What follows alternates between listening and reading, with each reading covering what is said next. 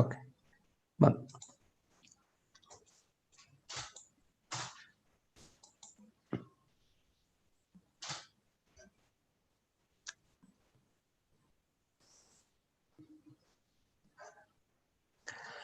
ನಮಸ್ತೆ, good morning. Happy international ಯೋಗ day. ಎಲ್ಲರಿಗೂ ಅಂತಾರಾಷ್ಟ್ರೀಯ ಯೋಗ ದಿನಾಚರಣೆಯ ಶುಭಾಶಯಗಳು, ಶುಭಕಾಮನೆಗಳು. ಸಜ್ಜನ ಸಮಾಜದ ಎಲ್ಲ ಯೋಗ ಬಂಧು ಭಗಿನಿಯರಿಗೆ ಈ ದಿನದ ಯೋಗ ದಿನದ ಅಂತಾರಾಷ್ಟ್ರೀಯ ಯೋಗ ದಿನದ ಶುಭಾಶಯಗಳು ಮತ್ತೊಮ್ಮೆ. ಆತ್ಮೀಯರೇ, ಈ ದಿನ 190ಕ್ಕೂ ಹೆಚ್ಚು ದೇಶಗಳಲ್ಲಿ ಕೊರೋನಾ ಪ್ರಯುಕ್ತ ಎಲ್ಲರೂ ಮನೆಗಳಲ್ಲೇ ಇದ್ದುಕೊಂಡು ಯೋಗ ದಿನಾಚರಣೆಯನ್ನ ಮಾಡ್ತಿದ್ದಾರೆ. ನೀವು ಕೂಡ ಯಥಾಶಕ್ತಿ ಮಾಡಿದ್ದೀರಿ ಅಂತ ನಾನು ಭಾವಿಸ್ತೇನೆ. ತುಂಬಾ ಜನ ಬೆಳಗ್ಗೆ ಲೈವ್ ಬಂದು ಜಪತಪಾದಿಗಳನ್ನು ಮಾಡಿ, ಪ್ರಾಣಾಯಾಮ ಮಾಡಿ, ಧ್ಯಾನ ಮಾಡಿ ಆ ರೀತಿಯಲ್ಲಿ ಕೂಡ ನೀವು ಆಚರಿಸಿದ್ದೀರಿ. ಮತ್ತು ನಿಮ್ಮ ವೈಯಕ್ತಿಕವಾದ ಸಾಧನೆಗಳನ್ನು ಮಾಡಿದ್ದೀರಿ. ನಿಮ್ಗೆ ಎಷ್ಟು ಗೊತ್ತಿದೆಯೋ ಅಷ್ಟು ಯೋಗಾಸನಗಳನ್ನು ಮಾಡಿದ್ದೀರಿ, ಪ್ರಾಣಾಯಾಮವನ್ನು ಮಾಡಿದ್ದೀರಿ, ಧ್ಯಾನಿಸಿದ್ದೀರಿ. ಸೊ ಇನ್ನು ಸ್ವಲ್ಪ ಯೋಗದ ಬಗ್ಗೆ ಸ್ವಲ್ಪ ವಿಸ್ತಾರವಾಗಿ ತಿಳ್ಕೊಳ್ತಕ್ಕಂಥ ಈ ಒಂದು ಸೀಕ್ರೆಟ್ಸ್ ಆಫ್ ಯೋಗ, ಈ ಒಂದು ವೇದಿಕೆಗೆ ನಿಮ್ಗೆಲ್ಲ ಮತ್ತೊಮ್ಮೆ ಆತ್ಮೀಯ ಸ್ವಾಗತ. ಆತ್ಮೀಯರೇ, ನಿಮ್ಮ ಕ್ವಶನ್ ಆನ್ಸರ್ ಓಪನ್ ಇದೆ. ನಿಮ್ಮ ಮೊಬೈಲಲ್ಲಿ ಕ್ವಶನ್ ಆನ್ಸರ್ ಆಪ್ಷನ್ ಓಪನ್ ಇದೆ. ನೀವೇನಾದರೂ ಪ್ರಶ್ನೆ ಮಾಡಬಯಸಿದರೆ, ಅಂದರೆ ರಿಲೇಟೆಡ್ ಟು ಯೋಗ, ಧ್ಯಾನ, ಅಥವಾ ಅಬೌಟ್ ಗಾಡ್, ಅಬೌಟ್ ಮುಕ್ತಿ, ಸೊ ಈ ವಿಚಾರಗಳ ಬಗ್ಗೆ, ಅಬೌಟ್ ಪ್ರಾಣಾಯಾಮ, ಚುಟ್ಕಾಗಿ ಎಲ್ಲರಿಗೂ ಅನ್ವಯಿಸ್ತಕ್ಕಂಥ, ನಿಮ್ದು ವೈಯಕ್ತಿಕ ಯಾವುದು ಇರಬಾರ್ದು. ಈ ಕಾಯಿಲೆಗೆ ಏನು ಯೋಗ ಮಾಡಬೇಕು, ಈ ಕಾಯಿಲೆಗೆ ಏನು ಯೋಗ ಮಾಡಬೇಕು ಅಂತ. ಯಾಕೆಂದ್ರೆ I am not the yoga expert. Yoga expert means ಆಸನಗಳಲ್ಲಿ ನಾನು ಎಕ್ಸ್ಪರ್ಟ್ ಅಲ್ಲ. ಯೋಗದ ಹಲವಾರು ಪ್ರಕಾರಗಳಲ್ಲಿ ಆಸನ ಕೂಡ ಒಂದು ಅನ್ನುವುದು ನಿಮ್ಮ ಗಮನದಲ್ಲಿರಲಿ. ಅಷ್ಟಾಂಗ ಯೋಗದಲ್ಲಿ ಯಮ, ನಿಯಮ, ಆಸನ, ಪ್ರಾಣಾಯಾಮ, ಪ್ರತ್ಯಾಹಾರ, ಧಾರಣ, ಧ್ಯಾನ, ಸಮಾಧಿ, ಈ 8 ಒಳಗೊಂಡಿರ್ತಕ್ಕಂಥದ್ದೇ ಯೋಗ. ಸೊ ಹಾಗಾಗಿ ಕ್ವಶನ್ ಆನ್ಸರ್ ಓಪನ್ ಇದೆ. ರಿಲೆವೆಂಟ್ ಕ್ವಶನ್ಸ್ ಅನ್ನ ನೀವು ಕಳಿಸಿದ್ರೆ ನಾನು ಅದನ್ನ ನೋಡಿ ಅದಕ್ಕೆ ಉತ್ತರಿಸುವ ಪ್ರಯತ್ನ ಮಾಡ್ತೇನೆ. ನನಗೆ ಏನು ಗೊತ್ತಿದೆಯೋ ಅದನ್ನ ಹೇಳುವ ಪ್ರಯತ್ನ ಮಾಡ್ತೇನೆ ಪ್ರಾಮಾಣಿಕವಾಗಿ. ನನ್ಗಿಂತ ಹೆಚ್ಚು ನಿಮ್ಗೆ ಗೊತ್ತಿರ್ಬೋದು. ಬಂಧುಗಳೇ, ಯೋಗ ಅಂದ್ರೆ ಏನು? ಯಾವ ಧಾತುವಿಂದ ಈ ಶಬ್ದ ಬಂತು? ಇದರ ಮೂಲ ಯಾವುದು? ಮೂಲ ಧಾತು ಯಾವುದು ಅಂತಂದ್ರೆ ಯುಜ್. ಯೋಗದ ಮೂಲ ಧಾತು ಯುಜ್.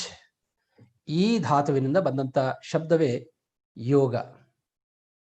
ಯೋಗ ಅಂತಂದ್ರೆ ಒಂದಾಗೋದು ಅಂತ. ಯೋಗ ಅಂತಂದ್ರೆ ಒಂದಾಗೋದು ಅಂತ. ನೀವು ಯೋಗಕ್ಕೆ ವಿರುದ್ಧವಾದ ಒಂದು ಪದ ಇದೆ, ಕೇಳಿದರೆ ನೀವು? ವಿಯೋಗ. ಯೋಗಕ್ಕೆ ವಿರುದ್ಧವಾದ ಪದ ಯಾವುದು? ವಿಯೋಗ. ವಿಯೋಗ ಅಂತಂದ್ರೆ ಎಲ್ರಿಗೂ ಗೊತ್ತಿರ್ತಕ್ಕಂಥದ್ದೇ. ಅಂದ್ರೆ ಮಾತೃ ವಿಯೋಗ, ಪಿತೃ ವಿಯೋಗ, ಪತ್ನಿ ವಿಯೋಗ, ಪತಿ ವಿಯೋಗ, ಧನ ವಿಯೋಗ, ಅಧಿಕಾರ ವಿಯೋಗ, ಆರೋಗ್ಯ ವಿಯೋಗ. ವಿಯೋಗ ಅಂದ್ರೆ ಬಿಟ್ಟು ಹೋಗ್ತಕ್ಕಂಥದ್ದು. ಯೋಗ ಅಂತಂದ್ರೆ ಸೇರ್ಕೊಳ್ತಕ್ಕಂಥದ್ದು. ಸೇರ್ಬೇಕಾದ್ರೆ 2 ಇರ್ಬೇಕು ನೋಡ್ರಿ. ಸೇರ್ಬೇಕಾದ್ರೆ 2 ಇರಬೇಕು. ಯುನೈಟ್ ಆಗ್ಬೇಕಾದ್ರೆ 2 ಇರಬೇಕು. 2 ಒಂದಾಗ್ತಕ್ಕಂಥದ್ದೇ ಯೋಗ. ಈ 2 ನಾವು ಬಹಳ ರೀತಿ ಅರ್ಥೈಸ್ಬೋದು. ಶರೀರ ಮನಸ್ಸು ಒಟ್ಟಾಗಿ ಕೆಲಸ ಮಾಡಿದ್ರೆ ನಾವು ಯೋಗದಲ್ಲಿ ಇರ್ತೇವೆ. First level very gross level ತಗೊಳ್ಳೋದಾದ್ರೆ ಬಾಡಿ ಮೈಂಡ್ ಯೂನಿಫಿಕೇಶನ್.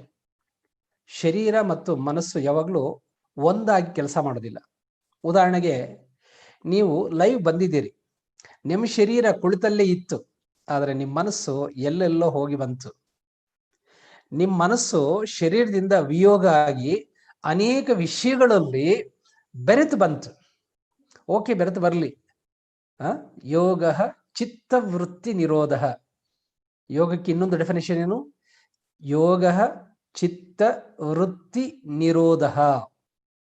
ಹೀಗೆ ದೇಹ ಬಿಟ್ಟು ಅಗಲಿ ಹೋಗ್ತದಲ್ಲ, ವಿಯೋಗ ಆಗ್ತಿರ್ತದಲ್ಲ ಪ್ರತಿಕ್ಷಣ ಮನಸ್ಸು, ಅದನ್ನ ತಡಿತಕ್ಕಂಥ, ಅದನ್ನ ನಿರೋಧಿಸ್ತಕ್ಕಂಥ ಒಂದು ತಂತ್ರವೇ ಯೋಗ. ಮನಸ್ಸು ಶರೀರವನ್ನು ಬಿಟ್ಟು ಹೋಗದಾಗೆ ಆ ಪ್ರೆಸೆನ್ಸ್ ಆಫ್ ಮೈಂಡ್, ಈ ಶರೀರ ಇಲ್ಲಿದೆ, ಇಲ್ಲಿನ ಸಂದರ್ಭಕ್ಕೆ ತಕ್ಕ ಹಾಗೆ ಮನಸ್ಸು ಅದರ ಜೊತೆಲಿ ಇರಬೇಕು, ಅವಾಗ ನಾವು ಯೋಗದಲ್ಲಿ ಇರ್ತೇವೆ. ಆದರೆ ಶರೀರ ಏನೋ ಇಲ್ಲೇ ಇದೆ ಕುಳಿತಲ್ಲಿ, ಮನಸ್ಸು 100 ಕಿಲೋಮೀಟರ್ 1000 ಕಿಲೋಮೀಟರ್ ಅಮೆರಿಕಕ್ಕೆಲ್ಲ ಹೋಗಿ ಬರ್ತದೆ ಅನಗತ್ಯವಾಗಿ. ಅಗತ್ಯ ಇದ್ದಾಗ ನಮ್ಮ ಮನಸ್ಸು ಹೋಗುವುದು ಬೇರೆ, ಅನಗತ್ಯವಾಗಿ ನಮ್ಮನ್ನು ಕೇಳದೆ, ನಮ್ಮ ಪರ್ಮಿಷನ್ ಇಲ್ಲದೆ ಅದು ಯಾವಾಗಲೂ ಬಿಟ್ಟು ಹೋಗ್ತಿರ್ತಕ್ಕಂಥದ್ದೇ. ಹಾಗಾದ್ರೆ ನಾವು ಪ್ರತಿಕ್ಷಣ ಯೋಗದಲ್ಲಿದ್ದೀವೋ ವಿಯೋಗದಲ್ಲಿದ್ದೀವೋ ಅಂತಂದ್ರೆ ಖಂಡಿತ ವಿಯೋಗದಲ್ಲಿದ್ದೇವೆ. ವಿಯೋಗದಲ್ಲಿರೋದ್ರಿಂದ ನಮಗೆ ದುಃಖ ಆಗ್ತದೆ. ನಮ್ಮ ಮನಸ್ಸು ನಮ್ಮ ಶರೀರವನ್ನು ಬಿಟ್ಟು ಅನೇಕ ವಿಚಾರಗಳಲ್ಲಿ ಸುತ್ತಾಡ್ತಿರ್ತದೆ. ಮಲಿನವಾದ ಬೇಡವಾದ ವಿಚಾರಗಳಲ್ಲಿ ಸುತ್ತಾಕೊಂಡು ಬರ್ತಿರ್ತದೆ. ಸುತ್ತಾಕೊಂಡು ಬಂದು ಈಗ ಪಕ್ಕದ ಮನೆಯವ್ರ ವಿಚಾರಕ್ಕೆ ಹೋಗುತ್ತೆ, ಇನ್ಯಾರ್ದೋ ವಿಚಾರಕ್ಕೆ ಹೋಗುತ್ತೆ, ಪಾಕಿಸ್ತಾನಕ್ಕೆ ಹೋಗುತ್ತೆ, ಈಗ ಚೈನಾ ಬಾರ್ಡರ್ ಏನಾಗ್ತಾ ಅಲ್ಲಿಗೆ ಹೋಗ್ತಾ ಇದೆ. ಹೀಗೆ ಚೈನಾ ಬಾರ್ಡರ್ಗೆ ಹೋಗಿ ಬರೋದ್ರಿಂದ ಚೈನಾ ಪ್ರಾಬ್ಲಮ್ ಸಾಲ್ವ್ ಆಯ್ತಾ, ಇಂಡಿಯಾ ಪ್ರಾಬ್ಲಮ್ ಸಾಲ್ವ್ ಆಯ್ತಾ? ಸಾಲ್ವ್ ಆಗೋದಿಲ್ಲ. ಆದ್ರೆ ಮನಸ್ಸಿಗೆ ಟೆನ್ಷನ್ ಜಾಸ್ತಿ ಆಯ್ತು, ನಮ್ಮ ದೇಹಕ್ಕೆ ಟೆನ್ಷನ್ ಜಾಸ್ತಿ ಆಯ್ತು. ಆ ಚೈನಾ ಬಾರ್ಡರ್ಗೆ ಆ ಗಲ್ವಾನ್ ಆ ಕಣಿವೆಗೆ ಹೋಗಿ ಬಂದಿದ ತಕ್ಷಣ ಹಾರ್ಟ್ ಬೀಟ್ ಜಾಸ್ತಿ ಆಗ್ತದೆ, ನಮ್ಮಲ್ಲಿ ಕ್ರೋಧ ಜಾಸ್ತಿ ಆಗ್ತದೆ, ನಮ್ಮಲ್ಲಿ ಕೋಪ ಜಾಸ್ತಿ ಬರ್ತದೆ, ಚೈನಾ ಮೇಲೆ ದ್ವೇಷ ಬೆಳೀತದೆ. ಇದು ಚೈನಾದವ್ರಿಗೂ ಹಾಗೆ ಆಗ್ಬೋದು. ಅಂದ್ರೆ ನಾನು ಏನ್ ಹೇಳಿಕೊಟ್ಟಿದ್ದೀನಿ ಅಂತಂದ್ರೆ, ಎರಡು ಒಂದಾಗ್ತಕ್ಕಂಥದ್ದು ಯೋಗ. ಪ್ರಾಥಮಿಕ ಹಂತದಲ್ಲಿ ದೇಹ ಮನಸ್ಸು ಒಟ್ಟಾಗಿ ಕೆಲಸ ಮಾಡಬೇಕು.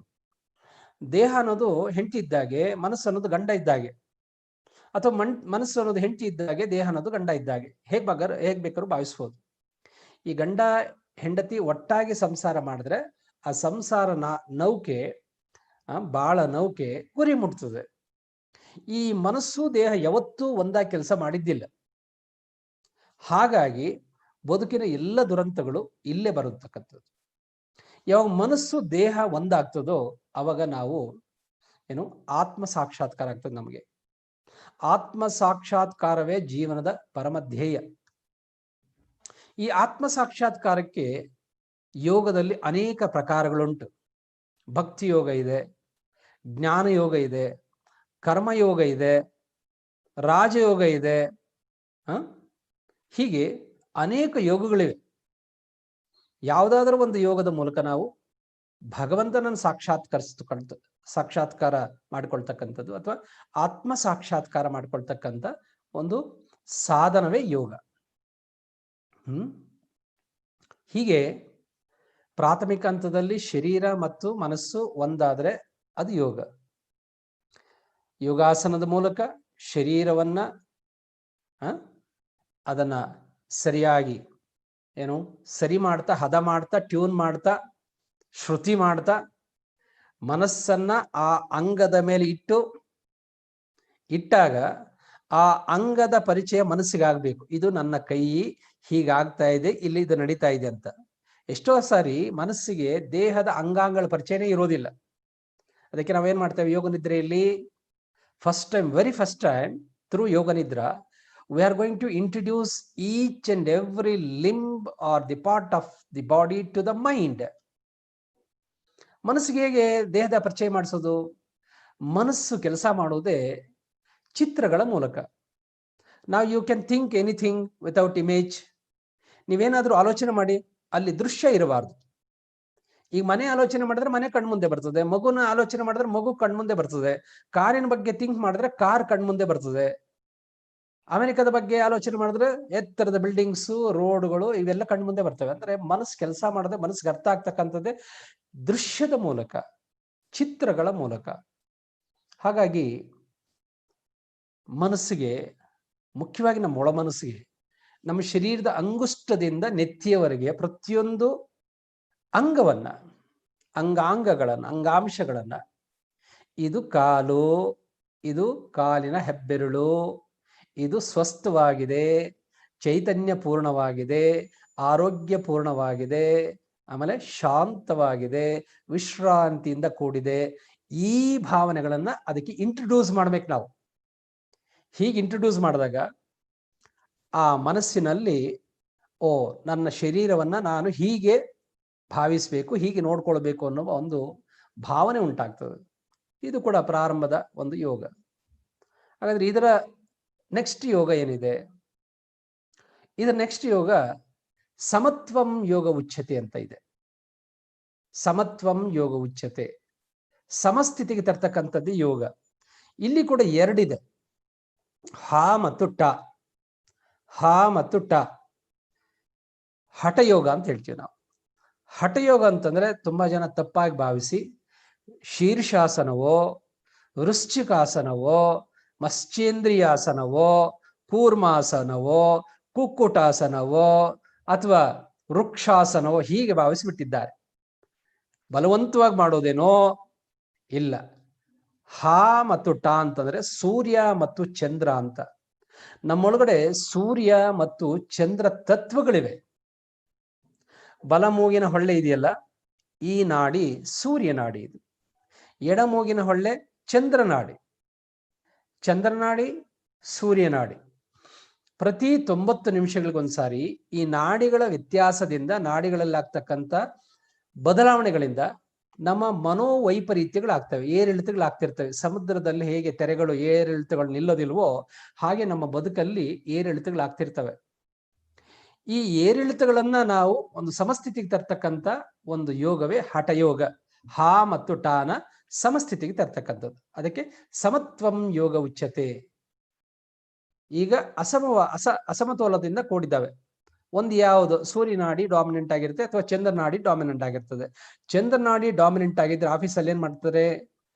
ಅವನಿಗೇನ್ ಬರ್ತದೆ? ನಿದ್ರೆ ಮಾಡ್ತಾನೆ, ಟೇಬಲ್ ಮೇಲೆ ತಲೆ ಹಾಕಿ ನಿದ್ರೆ ಮಾಡ್ತಾನೆ. ಒಂದೊಮ್ಮೆ ಚಂದ್ರನಾಡಿ ಡಾಮಿನೆಂಟ್ ಆಗಿದ್ರೆ ಪಾರ್ಲಿಮೆಂಟ್ ಅಲ್ಲಿ ಏನ್ ಮಾಡ್ತಾನೆ? ನಮ್ಮ MP ಗಳು ನಿದ್ರೆ ಹೊಡಿತಾರೆ. ಅಲ್ಲೇನೋ ಗಹನವಾದ ಚರ್ಚೆ ಆಗ್ತಾ ಇದ್ರು ಕೂಡ, ಚೈನಾದ ಬಗ್ಗೆ ಚರ್ಚೆ ಮಾಡ್ತಾ ಇದ್ರು ಕೂಡ ಇವರು ನಿದ್ರೆ ಮಾಡ್ತಾರೆ. ನೀವು ನೋಡಿದಿರಲ್ಲ, ಪಾರ್ಲಿಮೆಂಟ್ ಅಲ್ಲಿ ನಿದ್ರೆ ಮಾಡ್ತಕ್ಕಂಥವ್ರು ನಮ್ಮ ಜನಪದ ಪ್ರತಿನಿಧಿಗಳು. ಹಾಗೆ ವಿಧಾನಸೌಧದಲ್ಲಿ ನಿದ್ರೆ ಮಾಡೋದಕ್ಕೆ ಅಂಥದಕ್ಕೆ ಆಯಸ್ ಕಳಿಸಿದ್ದು. ಇದ್ಯಾಕೆ? ಅವರು ಉದ್ದೇಶಪೂರ್ವಕವಾಗಿ ನಿದ್ರೆ ಮಾಡ್ತಿಲ್ಲ. ಆ ನಾಡಿಗಳ ವೈಪರೀತ್ಯ, ನಾಡಿಗಳ ಪ್ರಭಾವ ಮನಸ್ಸಿನ ಮೇಲೆ ಆಗಿ ಆ ತಾಮಸಿಕ ಸ್ಥಿತಿಗೆ ಜಾರ್ತಾರೆ. ಇದು ತಾಮಸ ನಾಡಿ, ಇದು ರಾಜಸ ನಾಡಿ. ಈ ಮಧ್ಯದಲ್ಲಿರ್ತಕ್ಕಂಥ ಸುಷುಮ್ನ ನಾಡಿ ಸಾತ್ವಿಕ ನಾಡಿ. ಇದೇ ಯೋಗಿಕ್ ಸೀಕ್ರೆಟ್ಸ್. ತಾಮಸ, ರಾಜಸ ಮತ್ತು ಸಾತ್ವಿಕ. ಹಾಗಾದ್ರೆ ಇವು ಕೆಟ್ಟುವ? ಇಲ್ಲ, ಪ್ರತಿಯೊಂದು ಅದ್ಭುತವಾದ ನಾಡಿಗಳೇ. ಈ ತಾಮಸಿಕ ನಾಡಿ ರಾತ್ರಿ ಹೊತ್ತು ಪ್ರಧಾನವಾಗಿರಬೇಕು. ರಾತ್ರಿ ಹೊತ್ತು ಮಲಗಿದ್ದಾಗ ನಾವು ಬಲಮಗ್ಗಲಿಗೆ ಮಲಗಿಕೊಂಡ್ರೆ ಈ ತಾಮಸ ನಾಡಿ ಪ್ರಧಾನ ಆಗ್ತದೆ, ಡಾಮಿನೆಂಟ್ ಆಗ್ತದೆ. ಡಾಮಿನೆಂಟ್ ಆಗಬೇಕು. ಅದು ಯಾವಾಗ ಆಗ್ಬೇಕು? ರಾತ್ರಿಯ ಕಾಲದಲ್ಲಿ ಈ ತಾಮಸ ನಾಡಿ ಅಥವಾ ಚಂದ್ರ ನಾಡಿ ಪ್ರಧಾನವಾಗಾದ್ರೆ ಪ್ರಫುಲ್ಲಿತವಾದ ನಿದ್ರೆ ಬರ್ತದೆ. ಮನಸ್ಸಿಗೆ ತಾಮಸ ಆವರಿಸಿದ್ರೆ ಅದು ನಿದ್ರೆ ಮಾಡ್ತದೆ. ಅದೇ ನಾವು ಬೋರ್ಡ್ ಮೀಟಿಂಗ್ ಅಲ್ಲಿದ್ದಾಗ, ಕೆಲಸ ಮಾಡುವಾಗ, ಆಫೀಸ್ ವರ್ಕ್ ಅಲ್ಲಿದ್ದಾಗ ಅಥವಾ ಇನ್ನೇನು ಬಿಸಿನೆಸ್ ಮೀಟಿಂಗ್ ಅಲ್ಲಿದ್ದಾಗ, ಪರೀಕ್ಷೆ ಬರೆಯುವಾಗ, ಕೆಲಸ ಕಾರ್ಯಗಳಲ್ಲಿ ನಿರತರಾಗಿರುವಾಗ, ಸಂಪಾದನೆ ಮಾಡಬಯಸಿರ್ತಕ್ಕಂಥ ಎಲ್ರಿಗೂ ಸೂರ್ಯನಾಡಿ ಪ್ರಧಾನವಾಗಿರ್ಬೇಕು. ಅಂದ್ರೆ ಇದು ದಿನನಾಡಿ, ಹಗಲಿನ ನಾಡಿ. ಇದು ಧನಾರ್ಜನೆಗೆ, this is meant for financial. ಒಂದು ಧನಾರ್ಜನೆಗೆ ಈ ನಾಡಿ ಹೇಳಿ ಮಾಡಿಸಿದಂಥ ನಾಡಿ. ಯಶಸ್ಸಿಗೆ ಈ ನಾಡಿ ಹೇಳಿ ಮಾಡಿಸಿದಂಥ ನಾಡಿ. ಇದು ನಿದ್ರಾದಿ ಸುಖಗಳಿಗೆ, ಪ್ಲೆಷರಬಲ್ ಆಕ್ಟಿವಿಟೀಸ್ಗೆ ಹೇಳಿ ಮಾಡಿದಂಥ ನಾಡಿ. ಇದು ಸಾಂಸಾರಿಕ ನಾಡಿ, ಇದು ಪ್ರಾಪಂಚಿಕ ನಾಡಿ. ಇವೆರಡು ಬ್ಯಾಲೆನ್ಸ್ ಆದ್ರೆ ಆಧ್ಯಾತ್ಮಿಕ ನಾಡಿ ತೆರೆಕೊಳ್ತದೆ. ಹಾಗಾದ್ರೆ ಸಮತ್ವಂ ಯೋಗ ಉಚ್ಯತೆ ಅಂದ್ರೆ ಏನು ಅಂತಂದ್ರೆ, ಈ ಎರಡು ನಾಡಿಯನ್ನ ಸಮಸ್ಥಿತಿಗೆ ತಂದ್ರೆ ನೀವು ಯೋಗ ನಾಡಿಯಲ್ಲಿ ಇರ್ತೀರಿ, ಯೋಗ ಮಾರ್ಗದಲ್ಲಿ ಇರ್ತೀರಿ. ಯೋಗನ ಮಾರ್ಗ ಎಲ್ಲಿದೆ? ಈ ಎರಡರ ಮಧ್ಯೆ ಒಂದು ಸಂಧಿ ಇದೆ. ಆ ಸಂಧಿಗೆ ಹೊಂದಿಸ್ತಕ್ಕಂಥ ಪ್ರಕ್ರಿಯೆ ಸಂಧ್ಯಾ ವಂದನೆ. ನೋಡಿ, ಸಂಧ್ಯಾ ವಂದನೆ. ಸಂಧ್ಯಾ ಅಂತಂದ್ರೆ ಹಗಲು ಅಲ್ಲ, ರಾತ್ರಿ ಅಲ್ಲ, ಬೆಳಗ್ಗೇನೂ ಅಲ್ಲ, ಕತ್ಲು ಇಲ್ಲ. ಈ ಎರಡರ ಮಧ್ಯೆ ಒಂದು ಟೈಮ್ ಇದೆ. 4 ರಿಂದ 8 ಬೆಳಗ್ಗೆ, ಸಂಜೆ 4 ರಿಂದ 8. ಅದು ಹಗಲು ಅಲ್ಲ, ರಾತ್ರಿ ಅಲ್ಲ. ಸೊ ಆ ಸಂಧಿ ಕಾಲದ ಒಂದು ಸಮಯವನ್ನ ಸಂಧ್ಯಾ ಅಂತಾರೆ. ಸಂಧ್ಯಾ ವಂದನೆ ಅಂತಂದ್ರೆ ಆ ಎರಡರ ಮಧ್ಯೆ ಒಂದು ಸಮಯ ಇದೆ. ಅದನ್ನ ಕುತ್ಕೊಂಡು ನೀನು ಆ ಸಂಧಿಯನ್ನ ತಿಳ್ಕೋ. ಏನಿ ಸಂಧಿ? ಸಂಧಿ ಸಮಾಸ ನೀವು ಕೇಳಿರ್ಬೇಕು. ಸ್ವರ್ಣ ದೀರ್ಘ ಸಂಧಿ, ಗುಣಸಂಧಿ, ಲೋಪಸಂಧಿ, ಆದೇಶ ಸಂಧಿ, ಆಗಮ ಸಂಧಿ ಇವೆಲ್ಲ ಸಣ್ಣ ಅವರಿದ್ದಾಗ ನೀವು ಓದಿದ್ದೀರಿ. ಈ ಎರಡರ ಮಧ್ಯೆ ಒಂದು ಸಂಧಿ ಇದೆ. ಈ ಎರಡರ ಮಧ್ಯೆ ಒಂದು ಸಂಧಿ ಇದೆ. ಆ ಸಂಧಿಯನ್ನ ನಾವು ತಿಳ್ಕೊಳ್ಬೇಕು. ಇವೆರಡು ಯಾವಾಗ ಬ್ಯಾಲೆನ್ಸ್ ಆಗ್ತದೋ, ಸಮತ್ವಂ ಯೋಗ ಉಚ್ಯತೆ ಆಗ್ತದೋ, ನಾವು ಆ ಯೋಗ ಮಾರ್ಗ ಎಲ್ಲಿ ಬ್ರಹ್ಮರಂಧ್ರದಿಂದ ಮೂಲಾಧಾರದವರೆಗೆ ಒಂದು ಮಾರ್ಗ ಇದೆ, ಅದಕ್ಕೆ ಯೋಗ ಮಾರ್ಗ ಅಂತ ಹೇಳ್ತೇವೆ ನಾವು. ಆ ಯೋಗಿ ಯೋಗ ಮಾರ್ಗದಲ್ಲಿ ಸಂಚರಿಸ್ತಾನೆ. ನಮ್ಮೊಳಗಡೆ ಒಬ್ಬ ಯೋಗಿ ಇದ್ದಾನೆ. ಆ ಯೋಗಿಯನ್ನ ನಾವು ಅರಿವು ಮಾಡ್ಕೊಳ್ತಕ್ಕಂಥ ಒಂದು ಯೋಗವೇ ಯೋಗ. ಅದೇ ಒಳ್ಳೆಯ ಯೋಗ, ಅದೇ ಸುಯೋಗ, ಅದೇ ನಿಜವಾದ ಯೋಗ. ಬರೀ ಶರೀರವನ್ನ ದಂಡಿಸೋದೇ ಯೋಗ ಅಲ್ಲ. ಆದರೆ ಶರೀರ ಮಾಧ್ಯಂ ಖಲು ಧರ್ಮ ಸಾಧನಂ. ನಾವು ಭಗವಂತನಲ್ಲಿ ಐಕ್ಯ ಆಗಬೇಕಾದ್ರೆ ಈ ಶರೀರ ಅನ್ನೋದು ಒಂದು ಮಾಧ್ಯಮ, ಒಂದು ಬೋಟ್ ಇದ್ದ ಹಾಗೆ. ಬೋಟು ದಡ ದಾಟಿಸ್ತದೆ ಹೊರತು ದಡ ದಾಟಿದ ಮೇಲೆ ನಮ್ಮ ಜೊತೆ ಬರೋದಿಲ್ಲ ಅದು. ಹಾಗೆ ಈ ಶರೀರ ನಮ್ಮ ಜೊತೆ ಪರ್ಮನೆಂಟ್ ಆಗಿ ಬರೋದಿಲ್ಲ. ಆದ್ರೆ ನಮ್ಮನ್ನ ಪಾರು ಮಾಡ್ತಕ್ಕಂಥ, ನಮಗೆ ಆತ್ಮ ಸಾಕ್ಷಾತ್ಕಾರ ಮಾಡ್ತಕ್ಕಂಥ ಒಂದು ಅದ್ಭುತವಾದ ಸಾಧನ ಈ ಶರೀರ. ಅದಕ್ಕೆ ಶರೀರ ಮಾಧ್ಯಂ ಖಲು ಧರ್ಮ ಸಾಧನಂ ಅಂತ ಮಹಾಕವಿ ಕಾಳಿದಾಸ ಹೇಳಿದ್ದಾನೆ. ಸೊ ಎರಡನೇ ಹಂತದಲ್ಲಿ ಸಮತ್ವಂ ಯೋಗ ಉಚ್ಯತೆ ಆಯಿತು. ಹಾಗಾದ್ರೆ ಮೂರನೇ ಹಂತದಲ್ಲಿ ಪ್ರಕೃತಿ ಪುರುಷ ಸಮಾಗಮ ಇತಿ ಯೋಗ. ನೋಡಿ, ಇನ್ನೂ ಒಂದು ಡೆಫಿನೇಷನ್ ಇದೆ ಯೋಗಕ್ಕೆ. ಯೋಗ ಚಿತ್ತವೃತ್ತಿ ನಿರೋಧ. ಶರೀರ ಮತ್ತು ಮನಸ್ಸನ್ನ ಒಂದು ಮಾಡ್ತಕ್ಕಂಥದ್ದು ಯೋಗ. ಶರೀರ ಮತ್ತು ಮನಸ್ಸನ್ನ ಬೆಸಿತಕ್ಕಂಥದ್ದು ಯೋಗ. ಮತ್ತು ಹಾ ಮತ್ತು ಟಾನ ಬ್ಯಾಲೆನ್ಸ್ ಮಾಡ್ತಕ್ಕಂಥದ್ದು ಯೋಗ. ಅದಾದ್ಮೇಲೆ ಚಿತ್ತವೃತ್ತಿ ನಿರೋಧ ಯೋಗ. ಅದಾದ್ಮೇಲೆ ಪ್ರಕೃತಿ ಪುರುಷ ಸಮಾಗಮ ಇತಿ ಯೋಗ. ಇದು ಸ್ವಲ್ಪ ನಾವು ಅಡ್ವಾನ್ಸ್ ಆಗಿ ತಿಳ್ಕೊಬೇಕಾಗ್ತದೆ. ಏನು ಪ್ರಕೃತಿ ಅಂತಂದ್ರೆ, ಏನೆಲ್ಲ ವ್ಯಕ್ತ ಪ್ರಪಂಚ ಇದೆಯೋ ಅದನ್ನೆಲ್ಲ ಸೇರಿಸಿ ಪ್ರಕೃತಿ ಅಂತ ಹೇಳ್ತೀವಿ. 180 ಡಿಗ್ರಿ ಅದು. ವ್ಯಕ್ತ ಪ್ರಪಂಚಗಳು 14 ಇವೆ. For your information, first time you are hearing all these things. ವ್ಯಕ್ತ ಪ್ರಪಂಚಗಳು 14 ಇವೆ. 14 ಲೋಕಗಳು ಹಾಕಿದ್ರೆ ಅಷ್ಟು ಸೇರಿಸಿದ್ರೆ 180 ಡಿಗ್ರಿ ಆಗ್ತದೆ. ಇವೆಲ್ಲ ವ್ಯಕ್ತ ಲೋಕಗಳು. ಈ ಲೋಕಗಳಲ್ಲಿ ವ್ಯಕ್ತ ಅಂದ್ರೆ ನಾವು ಕಣ್ಣಿಂದ ನೋಡಬಹುದಾದಂತ ಕೆಲವು ವ್ಯಕ್ತಿಗಳಿದ್ದಾರೆ. ಸತ್ಯಲೋಕದಲ್ಲಿ ಯಾರಿದ್ದಾರೆ? ಬ್ರಹ್ಮಪ್ಪ ಇದ್ದಾನೆ, ಬ್ರಹ್ಮ. ಅವನ ಜೊತೆ ಅವನ ಮಿಸಸ್ಸು ಶಾರದಾ ಮಾತೆ ಇದ್ದಾಳೆ. ಹಾಗೆ ಅಲ್ಲಿಂದ ಕೆಳಗಡೆ ಸತ್ಯಲೋಕ ಆದ್ಮೇಲೆ ತಪೋಲೋಕ, ತಪಸ್ವಿಗಳಿರ್ತಾರೆ. ಆಮೇಲೆ ಜನೋಲೋಕ, ಯೋಗಿಗಳಿರ್ತಾರೆ. ಮಹರ್ಲೋಕ, ಮಹರ್ಷಿಗಳಿರ್ತಾರೆ. ಸ್ವರಲೋಕ, ದೇವತೆಗಳಿರ್ತಾರೆ. ಭುವರ್ಲೋಕ ಯಾರಿರ್ತಾನೆ? ಯಮಧರ್ಮ ಇರ್ತಾನೆ. ಏನು? ನ್ಯಾಯ ನಿರ್ಣಯ ಮಾಡ್ತಕ್ಕಂಥ ದೇವತೆಗಳು, ನ್ಯಾಯ ನಿರ್ಣಯ ಮಾಡ್ತಕ್ಕಂಥ ನ್ಯಾಯ ದೇವತೆಗಳು. ಇವರು ದೇವತೆಗಳೇ, ಬಟ್ ಸ್ವಲ್ಪ ಸಬ್ಸ್ಟ್ಯಾಂಡರ್ಡ್. ಸ್ವರಲೋಕಕ್ಕಿಂತ ಸ್ವಲ್ಪ ಸಬ್ಸ್ಟ್ಯಾಂಡರ್ಡ್. ನ್ಯಾಯ ನಿರ್ಣಯ ಮಾಡ್ತಕ್ಕಂಥವ್ರು. ಪಾಪಿಗಳನ್ನ ಆ ಲೋಕಕ್ಕೆ ಈ ಲೋಕಕ್ಕೆ ಪ್ರಮೋಷನ್ನು ಮಾಡ್ತಕ್ಕಂಥ ಒಂದು ಲೋಕವೇ ಯಾವುದು? ಭುವರ್ಲೋಕ. ಇನ್ನು ಭೂಲೋಕದಲ್ಲಿ ನಾವಿದ್ದೀವಿ. ಇಲ್ಲಿಂದ ಕೆಳಗಡೆ ಆತಾಳ, ವೇತಾಳ, ಸೂತಾಳ, ತಲಾತಲ, ರಸಾತಲ, ಮಹಾತಲ, ಪಾತಾಳ. ಈ ಒಟ್ಟು ಹಾಕಿರ 14 ಲೋಕಗಳು. ಇನ್ನು ಅಧ್ಯಾತ್ಮದ ಪರಿಭಾಷೆಯಲ್ಲಿ ಸ್ಪಿರಿಚುವಲ್ ರೆಲ್ಮ್ಸ್ ಅಂತಾರೆ. So which word I am using? Spiritual realms. Each realm ಅಂದ್ರೆ ಒಂದೊಂದು ಲೋಕ ಕೂಡ ಒಂದೊಂದು ತರಂಗಾಂತರಗಳಿಂದ ಕಂಪಿಸ್ತಿರ್ತದೆ. ಈಗ ಭೂಲೋಕದ ತರಂಗಾಂತರಗಳು ಬೇರೆ, ಭುವರ್ಲೋಕದ ತರಂಗಾಂತರಗಳು ಬೇರೆ, ಸ್ವರಲೋಕದ ತರಂಗಾಂತರಗಳು ಬೇರೆ, ಮಹರ್ಲೋಕದ ತರಂಗಾಂತರಗಳು ಬೇರೆ, ಜನೋಲೋಕದ ತರಂಗಾಂತರಗಳು ಬೇರೆ, ತಪೋಲೋಕದ ತರಂಗಾಂತರಗಳು ಬೇರೆ, ಸತ್ಯಲೋಕದ ತರಂಗಾಂತರಗಳು ಬೇರೆ. ಒಟ್ಟು ತರಂಗ ಇದೆ, ವೇವ್ಸ್ ಇದೆ, ಕಂಪನಗಳಿವೆ. ಈ 14 ಲೋಕಗಳಲ್ಲಿ ಕಂಪನಗಳಿವೆ, ತರಂಗಗಳಿವೆ. ತರಂಗಗಳಿಂದ ಕೂಡಿರ್ತಕ್ಕಂಥ ತರಂಗಲೋಕ, ತರಂಗಿಣಿ. 14 ಲೋಕಗಳು ಅದರದೇ ಆದಂತ ಒಂದು ಸೂಕ್ಷ್ಮ ಕಂಪನ ತರಂಗಗಳಿಂದ ಅವು ಎಕ್ಸಿಸ್ಟ್ ಅಲ್ಲಿ ಇದಾವೆ. ಅದರ ಫ್ರೀಕ್ವೆನ್ಸಿ ಬೇರೆ. ನಮ್ಗೆ ಯಾಕೆ ಬೇರೆ ಲೋಕಗಳು ಕಾಣೋದಿಲ್ಲ? ನಮ್ಮ ಸುತ್ತಲೂ ಎಲ್ಲ ಲೋಕಗಳಿವೆ. ನಾವು ಎಷ್ಟೋ ಸಾರಿ ಹೇಳ್ತೇವಲ್ಲ, ಯಾವ ಲೋಕದಲ್ಲಿ ಇದೆಯೋ ನೀನು, ಅವನು ಯಾವುದೋ ಲೋಕದಲ್ಲಿದ್ದಾನೆ ಅಂತ. ಇಬ್ಬರು ಪ್ರೇಮಿಗಳು ಒಂದ್ ಕಡೆ ಇದ್ರೆ ಅವ್ರು ಈ ಭೂಲೋಕದಲ್ಲಿ ಇರೋದಿಲ್ಲ. ಯಾಕೆಂದ್ರೆ ಅವ್ರ ಮುಂದೆ ಭೂಲೋಕದವ್ರು ಓಡಾಡಿದ್ರು ಕೂಡ ಅವ್ರಿಗೆ ಕಣ್ಣಿಗೆ ಕಾಣೋದೇ ಇಲ್ಲ.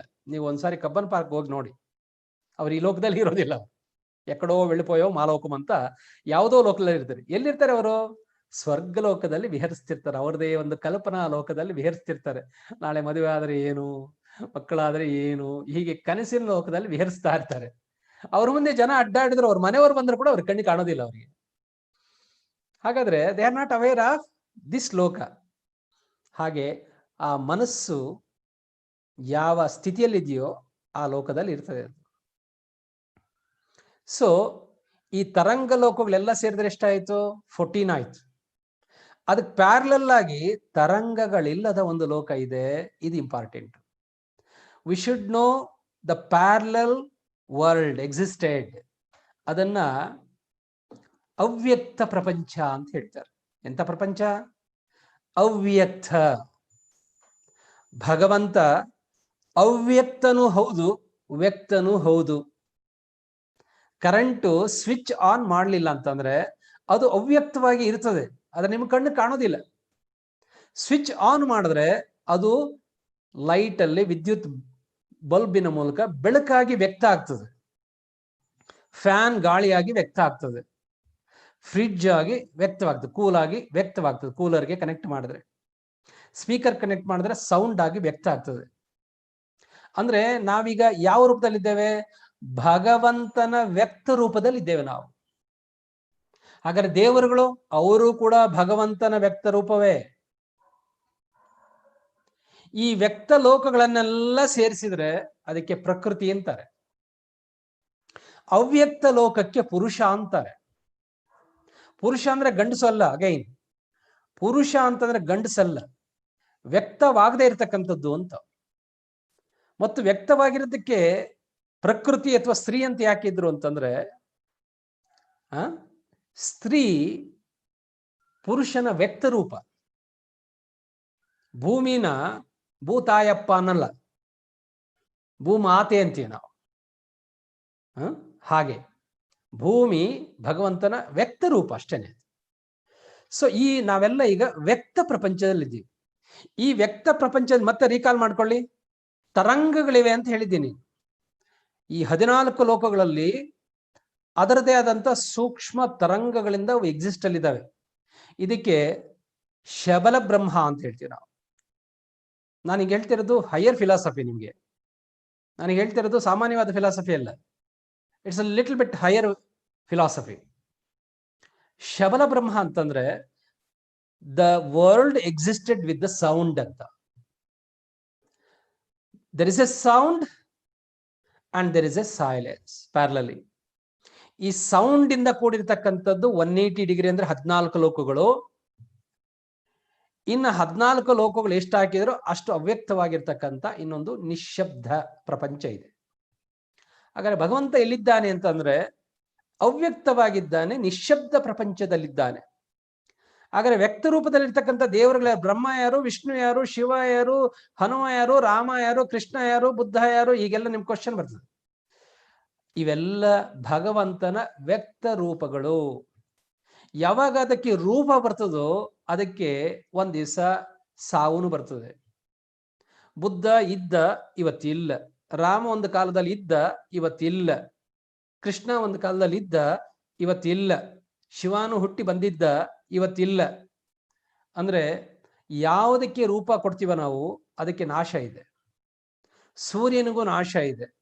ಏನೇನ್ ನಾವು ಕಣ್ಣಿಂದ ನೋಡ್ತೀವೋ, the visible forms, the metal forms, the physical forms, they have death, they have no they are not permanent.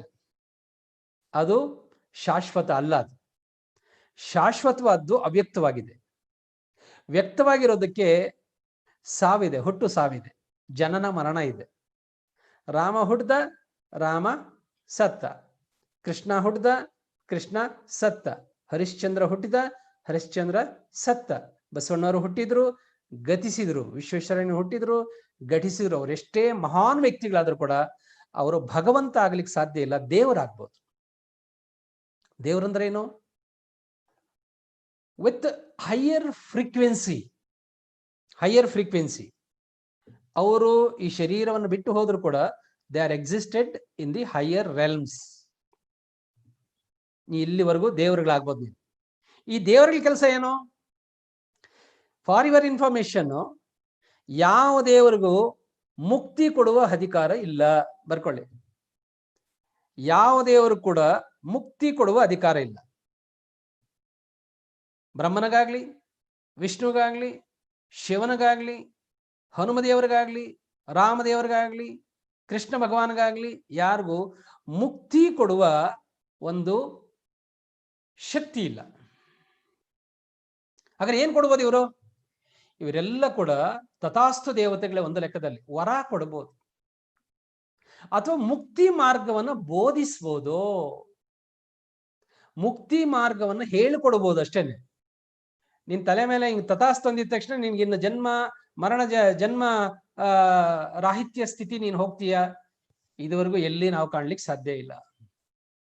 ಮತ್ತು ಈ ವ್ಯಕ್ತ ಲೋಕದ ದೇವರುಗಳು ಏನಿದ್ದಾರೆ, 14 ಲೋಕಗಳಲ್ಲಿ ಆಪರೇಟ್ ಮಾಡ್ತಕ್ಕಂಥ ಏನು ಈ 14 ಲೋಕಗಳವ್ರು ಇರಲ್ಲ ದೇವರುಗಳಲ್ಲ. ಅವರು ಓನ್ಲಿ 6. ನಾವು ಈ ದೇವಲೋಕ ಅಲ್ಲ, ಇದು ಭೂಲೋಕ. ಇದಕ್ಕೆ ಲಿಮಿಟೇಷನ್ ಇದೆ. ಒಂದು 100 ವರ್ಷ ಬದುಕಬಹುದು ಇನ್ಸ್ಟ್ರೂಮೆಂಟ್. ಇದಕ್ಕೆ ಮೇಲೆ ಹೋದ್ರೆ ಇದ್ರ 2ರಷ್ಟು, ಅದಕ್ಕೆ ಮೇಲೆ ಹೋದ್ರೆ ಅದ್ರ 2ರಷ್ಟು, ಹೀಗೆ ಡಬಲ್ ಆಗ್ತಾ ಹೋಗ್ತದೆ ಆಯುಸ್ಸು. ಆದ್ರೆ ಭೌತಿಕ ಶರೀರ ಇರೋದಿಲ್ಲ. ಎಷ್ಟೋ ಜನ ಎಷ್ಟೋ ಧರ್ಮಗಳಲ್ಲಿ ಹೇಳ್ತಾರೆ, ಸ್ವರ್ಗದಲ್ಲಿ ನೀವು ಇಲ್ಲಿ ಒಂದು ಯಾರನ್ನೋ ಧರ್ಮದವನ್ನ ಸಾಯಿಸ್ಬಿಟ್ರೆ ಸ್ವರ್ಗಲೋಕದಲ್ಲಿ ನಿನ್ಗೆ 7 ಜನ ಹುಡುಗಿಯರು ಸೇವೆ ಮಾಡ್ತಾರೆ, ಕಾಲು ಒತ್ತುತ್ತಾರೆ, ಮೈಯೆಲ್ಲ ಮಸಾಜ್ ಮಾಡ್ತಾರೆ ಅಂತ. ನಾನು ಹೇಳ್ತೇನೆ, ಹಾಗಾದ್ರೆ ಹೆಣ್ಮಕ್ಳಿಗೆ ಈ ಫೆಸಿಲಿಟಿ ಇಲ್ವಾ ಅಂತ. ಬರೀ ಗಂಡು ಮಕ್ಳಿಗೆ ಮಾತ್ರ ಹೆಣ್ಮಕ್ಳು ಅಲ್ಲೇನೂ ದಾಸ್ಯನ? ಆ ಲೋಕದಲ್ಲಿ ಕೂಡ ಹೆಣ್ಣು ಮಕ್ಕಳದ್ದು ಇದೇ ಕೆಲಸನ? ಫುಟ್ ಮಸಾಜ್ ಮಾಡೋದೇನಾ? ನಮ್ ಜನ್ಮಕ್ಕೆ ನಾಚಿಕೆ ಆಗ್ಬೇಕು, ಈ ಗಂಡಸರ ಜನ್ಮಕ್ಕೆ. ಇಲ್ಲದೆಲ್ಲ ನಾವು ಹುಟ್ಟು ಹಾಕ್ತೇವೆ. ಹೆಣ್ಮಕ್ಳು ಒಳ್ಳೆ ಕೆಲಸ ಮಾಡಿದ್ರೆ ಅಲ್ಲೇನು ಸ್ವರ್ಗಲೋಕದಲ್ಲಿ ಏನು ಮೆನು ಅಂತ ಹೇಳಿಲ್ವಲ್ಲ ನಾವು. ಅಲ್ಲೇನು 7 ಜನ ಹುಡುಗರು ಸಿಗ್ತಾರ? ಹ್ಯಾಂಡ್ಸಮ್ ಹುಡುಗರು ಸಿಗ್ತಾರ ಅವ್ರಿಗೆ? ದ್ರೌಪದಿಗೆ ಸಿಕ್ಕಿದ್ಲಲ್ಲ 5 ಜನ, ಹಾಗೆ ಸಿಗ್ತಾರ? ಇದೆಲ್ಲ ಕಪೋಲ ಕಲ್ಪಿತ ಕಥೆಗಳಷ್ಟೇನೆ. ಯಾಕೆಂತಂದ್ರೆ ನಾವು ಸತ್ತ ಮೇಲೆ ಶರೀರ ಇಲ್ಲೇ ಬಿದ್ದೋಗ್ತದೆ. ಅದು ನಾಯಿ ನರಿಗಳ ಪಾಲಾಗ್ತದೆ ಅಥವಾ ಹುಳ ಹುಪ್ಪಟೆಗಳ ಪಾಲಾಗ್ತದೆ, ತಿಂದಾಗ್ತದೆ ನಮ್ಮ ಶರೀರನ. ನಮ್ಮ ಆತ್ಮ ಚೈತನ್ಯ ಅಷ್ಟೇ ಹೋಗ್ಬೇಕು. ಅದರ ಸುತ್ತಲೂ ಚಿತ್ತದ ಪದರಗಳು, ಭಾವನಾ ಪದರಗಳು ಇರ್ತವೆ. ಓಕೆ, ಅಲ್ಲಿ ಹೋಗಿ ಏನ್ ಮಾಡೋದು? ಶರೀರನೇ ಇಲ್ಲ ಅಂತಂದ್ರೆ ಹುಡುಗಿಯರ್ನ ಇಟ್ಕೊಂಡು ಏನ್ ಮಾಡೋದೇನು ಅಂತ. ಶರೀರನೇ ಇಲ್ಲಿ ಬಿಟ್ಟು ಹೋಗಿದ್ಯಲ್ಲ, ವೆಹಿಕಲ್ಲೇ ಇಲ್ಲಿ ಬಿಟ್ಟು ಹೋಗಿದ್ಯಲ್ಲ, ವೆಹಿಕಲ್ಲೇ ಇಲ್ಲ, you are not allowed with vehicle. ನೀನ್ ಅಲ್ಲೇನು 180 ಕಿಲೋಮೀಟರ್ ಅಲ್ಲಿ ನೀನು ಏನ್ ಮಾಡ್ತೀಯ ಅಲ್ಲಿ ಅಂತ ಹುಡುಗಿರಿದ್ರು. ಹಾರ್ಸ್ ರೈಡಿಂಗ್ ಮಾಡಕ್ಕಾಗತ್ತಾ? You cannot do anything. ಹಾಗಾಗಿ ಈ ಭ್ರಮೆಗಳೆಲ್ಲ ಬಿಟ್ಬಿಡಿ. ಗಂಡಸರೇ ನೋಡ್ತಾ ಇದ್ರೆ ಈ ಭ್ರಮೆಗಳೆಲ್ಲ ಬಿಟ್ಬಿಡಿ.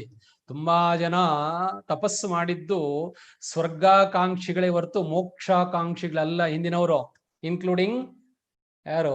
ವಿಶ್ವಾಮಿತ್ರ. ಸ್ವರ್ಗಾಕಾಂಕ್ಷಿಗಳಾಗಿ. ಯಾಕೆಂದ್ರೆ ಅವ್ರ ತಲೆಯಲ್ಲಿ ಒಂದಷ್ಟು ಸಾಫ್ಟ್ವೇರ್ಗಳು ಹಾಕ್ಬಿಟ್ಟಿದ್ದಾರೆ. ಸ್ವರ್ಗದಲ್ಲಿ ಸುಂದರವಾದ ಹುಡುಗಿಯರು ಇರ್ತಾರೆ, ರಂಬೆ, ಊರ್ವಶಿ, ಮೇನಕಿ, ತಿಲೋತ್ತಮ, ವಗೈರ ವಗೈರ. ಅವ್ರು ಯಾರು ಕೂಡ ನಮ್ ಕತ್ರಿನ ಕರಿಯನಾಗೆ ಸಾಟಿ ಅಲ್ಲ ಅಂತ ನನ್ನ ಭಾವ. ಅಲ್ಲಪ್ಪ, ಇಲ್ಲಿರೋದನ್ನೆಲ್ಲ ಬಿಟ್ಟು ಇನ್ನೆಲ್ಲೋ ಏನೋ ಮಾಡ್ತೀನಿ ಅಂತಂದ್ರೆ ಇಲ್ಲಿರೋ ಒಂದೊಂದನೇ ನೆಟ್ಟಿಗೆ ನಾವು ಅವ್ರದ್ದು ನಿಭಾಯಿಸಕ್ಕೆ ಸಂಭಾಳಿಸೋದಕ್ಕೆ ಕಷ್ಟ ಆಗಿದೆ. ಇನ್ನು ಅಲ್ಲಿ ಹೋಗಿ 7 ಅಂತಂದ್ರೆ ದೇವರೇ ದಿಕ್ಕು. ಇವನ ಅಪ್ಪಚ್ಚಿ ಪಾಪಚ್ಚಿ ಅಪ್ಪಚ್ಚಿ 7 ಗಂಟೆ ಹಾಕೊಂಡ್ರೆ. ಈ ಭ್ರಮೆ ಎಲ್ಲ ಬಿಟ್ಬಿಡ್ರಿ ಗಂಡಸರೇ ಲೈವ್ ಅಲ್ಲಿ ನೋಡ್ತಾ ಇದ್ರೆ. ಇನ್ ಕೆಲವರು ಅಡ್ಡದಾರಿ ಹಿಡಿತಾರೆ. ಈ ಒಳ್ಳೆ ಶರೀರ ಇಟ್ಕೊಂಡು ಬಂದಿರ್ತಾರೆ, ಹ್ಯಾಂಡ್ಸಮ್ ಆಗಿ ಬಂದಿರ್ತಾರೆ. ಪಾಪ ನೋಡಿ ಅವನು ಸುಶಾಂತ್ ಸಿಂಗ್, ಎಂತ ದುರ್ದೈವ ಅದು. ಇದನ್ನ ಇಲ್ಲೇ ಬಿಟ್ಬಿಡೋದು.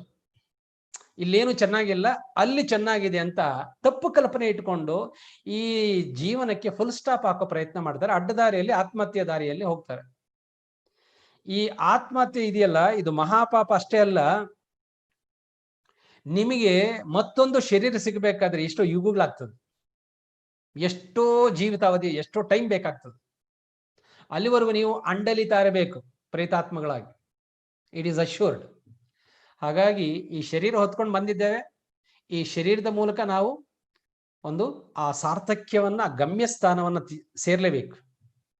ಅದು ಬಿಟ್ಟು ಇಲ್ಲೇನೋ 4 ಅಂಕ ಕಡಿಮೆ ಬಂತು, ಗಂಡ ಏನೋ ಬೈದ, ಹೆಂಡತಿ ಏನೋ ಬೈದ್ಲು, ಪ್ರೇಯಸಿ ಕೈ ಕೊಟ್ಲು, ಸಾಲ ಮಾಡಿಕೊಂಡು ಏನೋ ಸ್ವಲ್ಪ ಇದಾದೆ.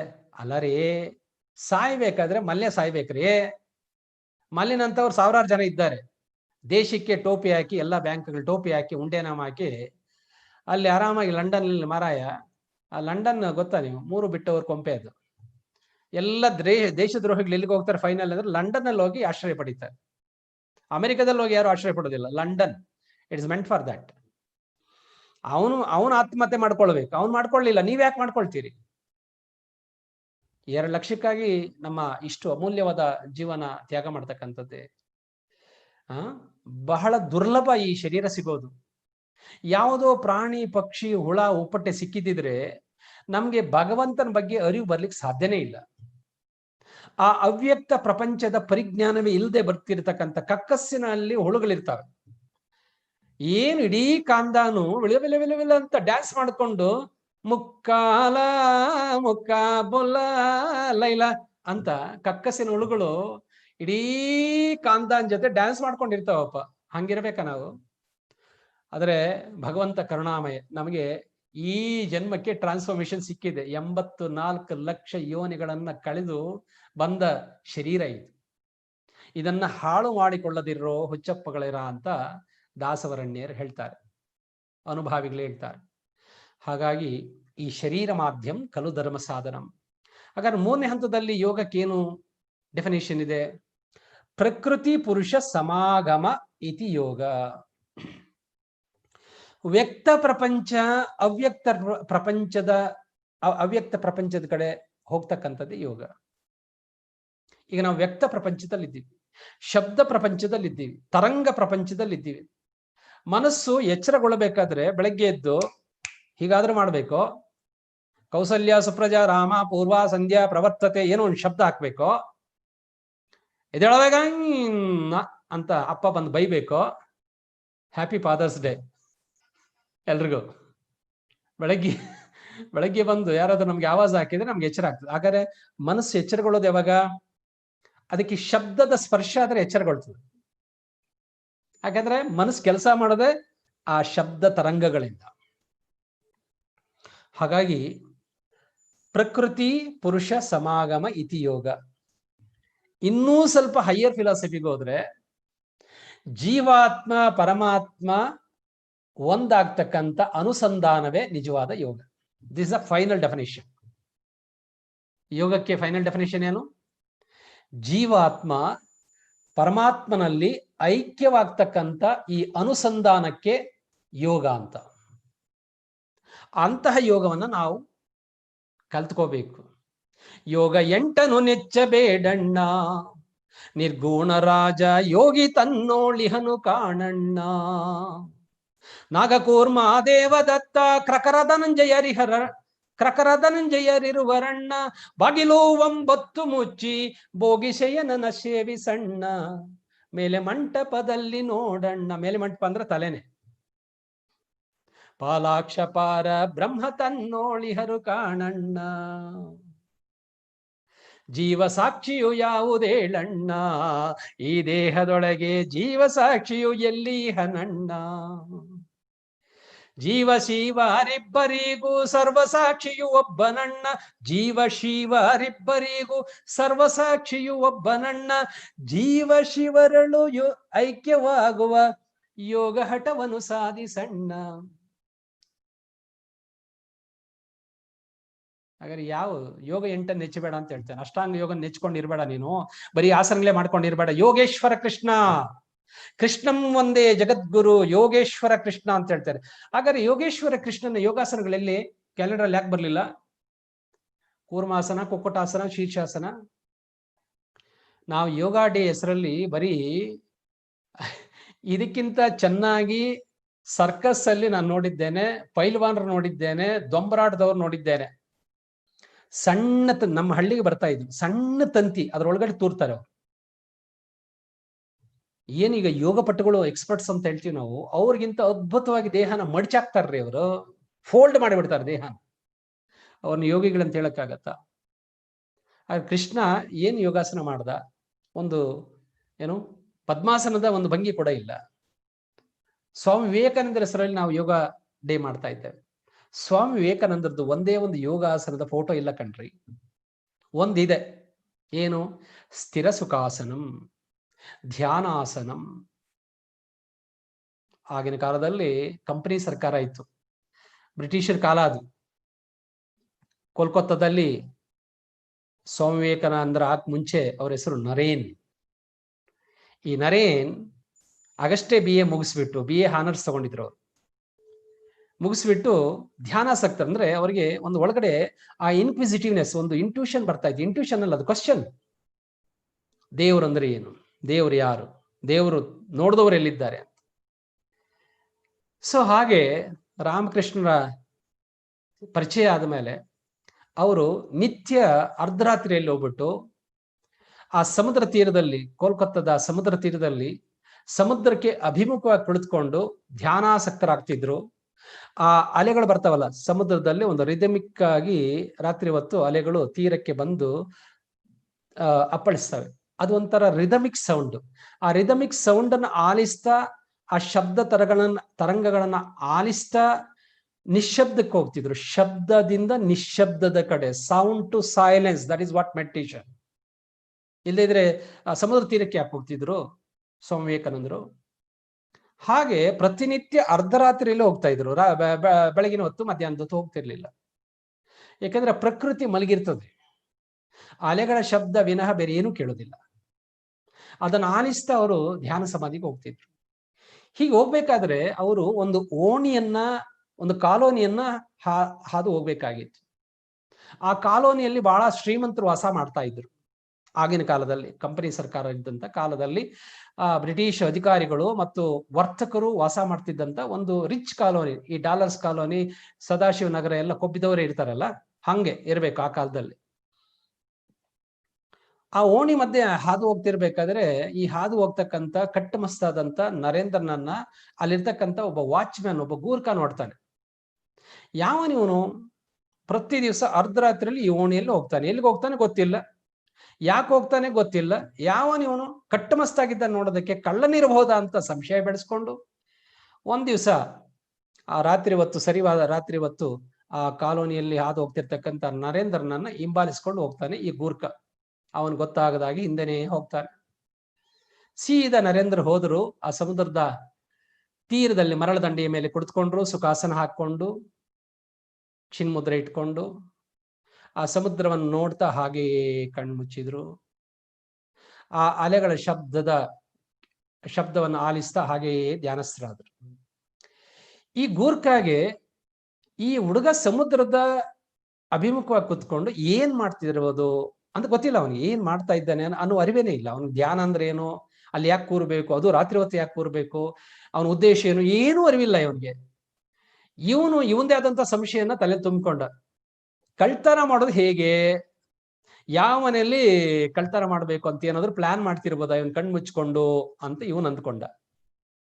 ಇರ್ಲಿ ಯಾವುದಕ್ಕೂ ಅಂತೇಳಿ ಅವನ ಹತ್ರ ಲಾಠಿ ಇರ್ತದೆ, ವಾಚ್ಮ್ಯಾನ್ ಹತ್ರ ಲಾಠಿ ಇರ್ತದೆ. ಅದು ನಿಧಾನಕ್ಕೆ ಹೋಗಿ ಸ್ವಲ್ಪ ಧೈರ್ಯ ಮಾಡ್ಕೊಂಡು ನಿಧಾನಕ್ಕೆ ಹೋಗಿ ಧ್ಯಾನಸ್ಥರಾಗಿದ್ದಂತ ನರೇಂದ್ರ ಭುಜದ ಮೇಲೆ ಆ ಲಾಠಿಯಿಂದ ಹೀಗೆ ತಟ್ತಾ ಹೇಳ್ತಾನೆ. ಈ ತಟ್ಟಿದಾಗ ಅದರ ಸ್ಪರ್ಶ ಆಗಿ ಕಣ್ಣು ಬಿಡ್ತಾರೆ ನರೇಂದ್ರರು. ಅವಾಗ ಗೂರ್ಖಾ ಕೇಳ್ತಾನೆ, ಏ ಹುಡುಗ, ಯಾರ್ ನೀನು, ಇಲ್ಲೇನ್ ಮಾಡ್ತಾ ಇದೀಯ ಅಂತ. ಈಗ ನೀವು ಆ ಜಾಗದಲ್ಲಿ ಇದ್ದಿದ್ರೆ ನನ್ನ ಹೆಸರು ಸೋ ನಾನು ಇದು ಮಾಡ್ತಾ ಇದ್ದೀನಿ ಅಂತ ಹೇಳ್ತಿದ್ದೀರ ಅಮಾಯಕತನದಿಂದ. ಬಟ್ ನರೇಂದ್ರರು ವೀರ ಸನ್ಯಾಸಿ, ಅದಕ್ಕೆ ವೀರ ಸನ್ಯಾಸಿ ಅಂತ ಹೇಳಿ. ನರೇಂದ್ರ ಬರೀ ಸನ್ಯಾಸಿ ಅಲ್ಲ, ವೀರ ಸನ್ಯಾಸಿ. ನಮ್ಮ ದೇಶದಲ್ಲಿ ವೀರ ಸನ್ಯಾಸಿ ಅಂತ ಆಪ್ಟ್ ಆಗೋದು ನರೇಂದ್ರಗೆ ಮಾತ್ರ. ಆ ಧೈರ್ಯ ಆವಾಗಲೇ ಇತ್ತು. ನರೇಂದ್ರ ತನ್ನ ಹೆಸರು ಹೇಳಲಿಲ್ಲ. ನಾನು ಯಾರು ಎಂಬುದನ್ನು ಆಮೇಲೆ ಹೇಳ್ತೇನೆ, ನೀನ್ ಯಾರು ಹೇಳು ಫಸ್ಟ್, ಮತ್ತೆ ಇಲ್ಲಿ ಏನ್ ಮಾಡ್ತಾ ಇದ್ದೀನಿ. ಈ ಧೈರ್ಯದ ಮಾತುಗಳನ್ನ ಕೇಳಿ ಇವನು ಅಧೀರನಾಗ್ತಾನೆ. ಯಾರು? ಗೂರ್ಖಾ ತಡಬಡ ಆಯಿಸ್ತಾನೆ. ನಾನು ಇಲ್ಲೇ ಈ ಕಾಲೋನಿಯಲ್ಲಿ watchman. Oh, you are a watchman and you watch those houses. Listen to me, I am also a watchman. How you watch those houses? I am here to watch my own mind. Now go do your duty. Let me do my duty. ನಾನು ಕೂಡ ವಾಚ್ಮ್ಯಾನೇ ಕಣಪ್ಪ. ನೀನ್ ಹೇಗೆ ಆ ಮನೆಗಳನ್ನು watch ಮಾಡ್ತೀಯೋ, ನಾನು ಇಲ್ಲಿರೋದು ನನ್ನ ಮೈಂಡ್ ಅನ್ನು ವಾಚ್ ಮಾಡೋದಕ್ಕೆ ಬಂದಿದ್ದೇನೆ. ಈಗ ಹೋಗಿ ನಿನ್ ಕೆಲಸ ನೀನ್ ಮಾಡೋ, ನನ್ನ ಕೆಲಸ ನಾನು ಮಾಡ್ತೀನಿ ಅಂತ ಹೇಳ್ತಾರೆ. ಅದು ಅವರ ಒಂದು ಏನು ಆ ಬೆಳೆಯುವ ಪೈರು ಮೊಳಕೆಯಲ್ಲಿ ನೋಡುವಂತ ಆ ದಿನಗಳಲ್ಲಿ, ಆ ತಾರುಣ್ಯದ ದಿನಗಳಲ್ಲೇ ಆ ಧ್ಯಾನದ ಪ್ರಭಾವದಿಂದ ಅವರಿಗೆ ಧೈರ್ಯ ಬಂತು. ಅದಕ್ಕೆ ನಾನು ಹೇಳೋದು, ಧ್ಯಾನಂ ಸರ್ವತ್ರ ಸಾಧನಂ, ಧ್ಯಾನಂ ಸರ್ವತ್ರ ಸಾಧನಂ. ಇಟ್ ಇಸ್ ನಾಟ್ ಧೈರ್ಯಂ ಸರ್ವತ್ರ ಸಾಧನಂ. ಧೈರ್ಯದ ಮೂಲ ಧ್ಯಾನವೇ. ಧೈರ್ಯದ ಮೂಲ ಯಾವುದು? ದುಡ್ಡಲ್ಲ. ಧೈರ್ಯದ ಮೂಲ ದುಡ್ಡಲ್ಲ. ವಿವೇಕಾನಂದರ ಹತ್ರ ದುಡ್ಡು ಇರಲಿಲ್ಲ. ಇನ್ಫ್ಯಾಕ್ಟ್ ಅವರು ಕೊನೆಯ ದಿನಗಳಲ್ಲಿ ಅಪಾರವಾದ ಸಾಲವನ್ನು ಹೊತ್ಕೊಂಡು, ಅದು ಯಾವುದು ಏನು ಸರಿ ಹೋಗಲ್ಲ, ಇದು ಕಲಿಯುಗದಲ್ಲಿ ಇದ್ದಿದ್ದೆ ಅಂತ ಹೇಳಿ ಅವರು ಧ್ಯಾನಕ್ಕೆ ಶರಣರಾಗ್ತಾರೆ, ಲೋಕಮಾನ್ಯರಾಗ್ತಾರೆ.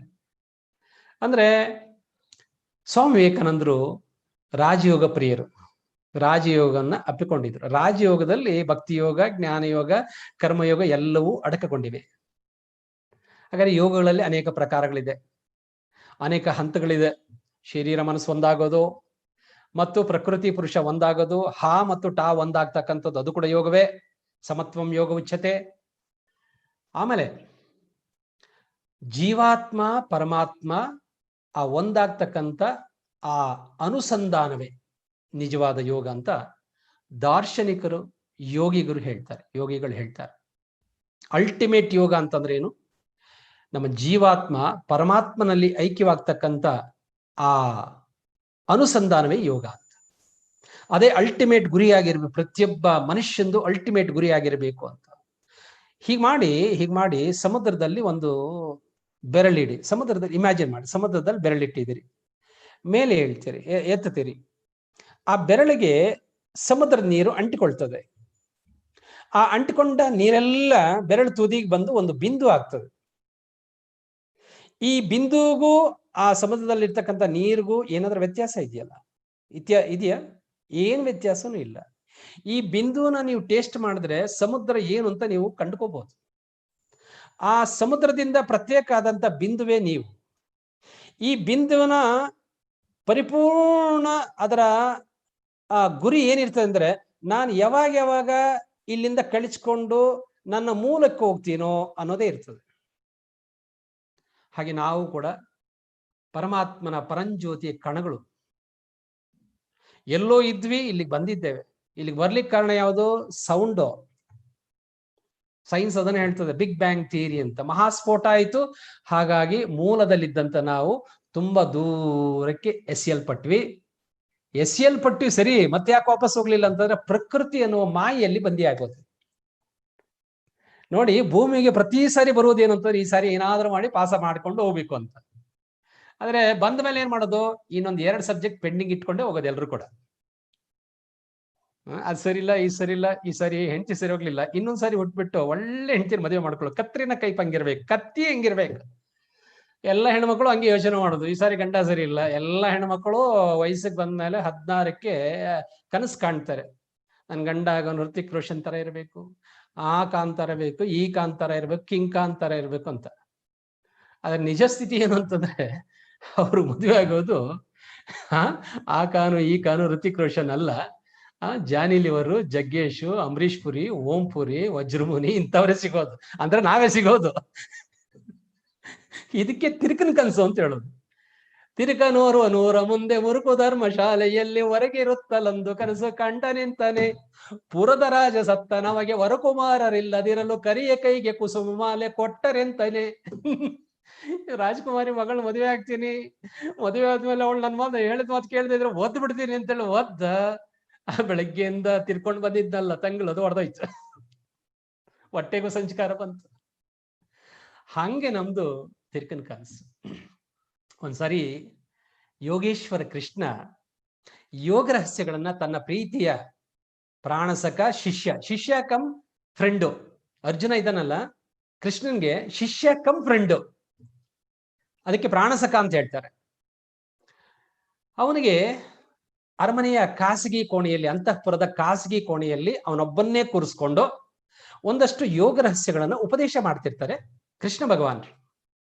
ಬಹಳ ಶ್ರದ್ಧೆಯಿಂದ ಅರ್ಜುನ ಕೂತ್ಕೊಂಡದನ್ನು ಆಲಿಸ್ತಿರ್ತಾನೆ. ಆಲಿಸಿದ ನಂತರ ಇಬ್ರು ಧ್ಯಾನಕ್ಕೆ ಕೂತ್ಕೊಳ್ತಾರೆ. ಕೃಷ್ಣ ಮತ್ತು ಅರ್ಜುನ ಇಬ್ರು ಧ್ಯಾನಕ್ಕೆ ಕೂತ್ಕೊಳ್ತಾರೆ. ಅದು ಅವರ ಅದೃಷ್ಟವೋ ದುರದೃಷ್ಟವೋ, ಕಿಟಕಿ ತೆರೆದಿತ್ತು. ಕಿಟಕಿ ಬಿರಟೆ ಸರಿಯಾಗಿರ್ಲಿಲ್ಲ, ಕಿಟಕಿ ತೆರ್ಕೊಂಡಿತ್ತು. ಇನ್ನು ಉಳಿದ 4 ಜನ ಪಾಂಡವರು ಬಂದ್ರು. ಧರ್ಮಜ, ಭೀಮ, ನಕುಲ, ಸಹದೇವ ಬಂದು ಈ ಒಳಗಡೆ ಇರ್ತಕ್ಕಂಥ ದೃಶ್ಯವನ್ನು ನೋಡಿದ್ರು. ಏನ್ ಕಾಣ್ತವ್ರಿಗೆ ಅಂತಂದ್ರೆ, ಆ ಪೂರ್ವದಲ್ಲಿ, ಅವ್ರು ನೋಡುವ ಪೂರ್ವದಲ್ಲಿ ಕೃಷ್ಣ ಅರ್ಜುನ್ಗೆ ಏನ್ ಹೇಳದ, ಇದೇನು ವಿಚಾರಗಳು ಅವ್ರ ಕಣ್ಣಿಗೆ ಬರ್ಲಿಲ್ಲ. ಆದ್ರೆ ಅವ್ರು ಕಂಡಿದ್ದೇನೋ, ಒಳಗಡೆ ಇಬ್ರು ಧ್ಯಾನಸ್ಥರಾಗಿದ್ದಾರೆ, ಕಣ್ಮುಚ್ಚಿದ್ದಾರೆ, ಸೈಲೆಂಟ್ ಆಗಿದ್ದಾರೆ. ಕಣ್ಮುಚ್ಚಿ ಸೈಲೆಂಟ್ ಆಗಿದ್ದಾರೆ. ಈ ಕಣ್ಮುಚ್ಚಿ ಸೈಲೆಂಟ್ ಆಗಿರೋದಕ್ಕೆ ದಾರ್ಶನಿಕರು ಮಾತಾಡ್ತಾರೆ, నోరు మూసి హరి ధ్యానము చేసే నేరు పొతిలియర ఓరన్న ఉపనేత్రంబున ఉనికి చేసి ಪರಮಾತ್ಮುನಿ ಜೂಡರ ಓರನ್ನ. ನೋರು ಅಂದ್ರೆ ಬಾಯಿ ಅಲ್ಲ, ನೋರು ಅಂದ್ರೆ ಕಣ್ಣು. ಕಣ್ಮುಚ್ಚಿ ನಿನ್ ಗಮನನ ಭ್ರೂಮಧ್ಯದಲ್ಲಿರಿಸಿ ಆ ಭಗವಂತನ ಕಡೆ ಭಗವದ್ಮುಖಿಯಾಗಪ್ಪ, ಅದೇ ಧ್ಯಾನ. ಹಾಗೆ ಆ ಸೈಲೆಂಟ್ ಧ್ಯಾನ ಮಾಡ್ತಿರ್ತಾರೆ. ನಿಶಬ್ದು ಬ್ರಹ್ಮ ಉಚ್ಯತೆ ಅಂತ ಅದನ್ನ ನೋಡ್ತಾರೆ ಇವರು. ಯಾರು? ಧರ್ಮಜ, ಭೀಮ, ನಕುಲ, ಸಹದೇವ. ಓ, ಇಷ್ಟು ದಿವಸ ಇವನಿಗೆ ಪ್ರೈವೇಟ್ ಟ್ಯೂಷನ್ ಹೇಳ್ತಾ ಇದ್ದಿದ್ದು ಇಷ್ಟೇ ಕಣ್ರಯ್ಯ. ನಾವು ಹಂಗೆ ಎಕ್ಸಾಕ್ಟ್ ಹಂಗೆ ಮಾಡಿದ್ರೆ ಆಯ್ತು. ಕಣ್ಣು ಮುಚ್ಕೊಂಡು ಹಿಂಗ್ ಕೂತ್ಕೊಳ್ಳೋದು, ಚಿನ್ಮುದ್ರೆ ಹಾಕೊಂಡು ಸೈಲೆಂಟ್ ಆಗಿರೋದು.